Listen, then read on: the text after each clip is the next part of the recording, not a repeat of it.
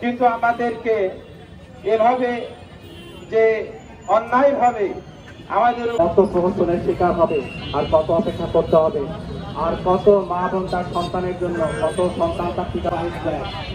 একটা সৈনিকের জন্য তার প্রাইডের চাইতে কোনো মূল্য, অন্য কোনো মূল্যবান কিছু থাকতে পারে। জানি আমাদের সর্বোচ্চ দেওয়ার জন্য আমরা সবসময় প্রস্তুত থাকি।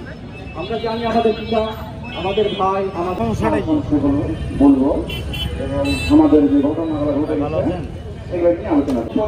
মিডিয়ার সদস্য এবং মিডিয়ার সদস্যকে শুভেচ্ছা সামনে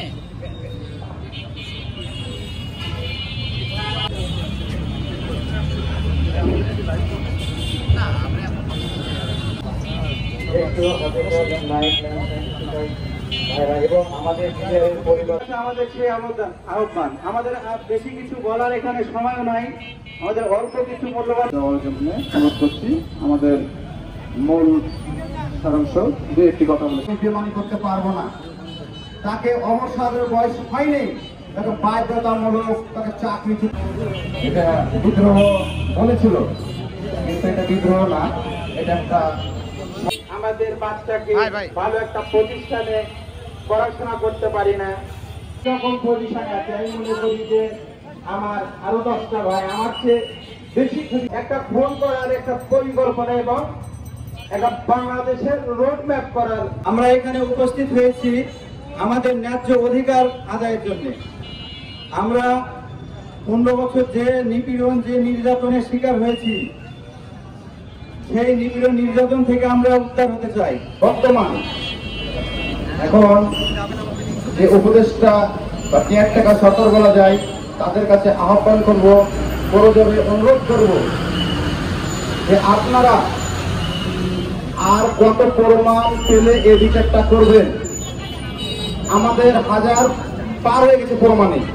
আমাদের সেনাবাহিনী যারা শহীদ হয়েছেন অফিসারগুলো, তাদের পরিবার বলেছে যে এটা বিদ্রোহ না, পরিকল্পিত হত্যাকাণ্ড। এবং আরেকজন মেজরের কথা আমি বলবো, সুবাইল খান, তাকে এই রিপোর্ট করার জন্যে তিনি মিডিয়াতে বলেছিলেন, তিনি সাংবাদিক সম্মেলনে আসছিলেন, তিনি পরিষ্কার বলেছেন যখন এই রিপোর্ট তৈরি করে তখন মাননীয় প্রধানমন্ত্রী সাবেক খুনি হাসিনা তার কাছে গেছিল এই রিপোর্ট নিয়ে।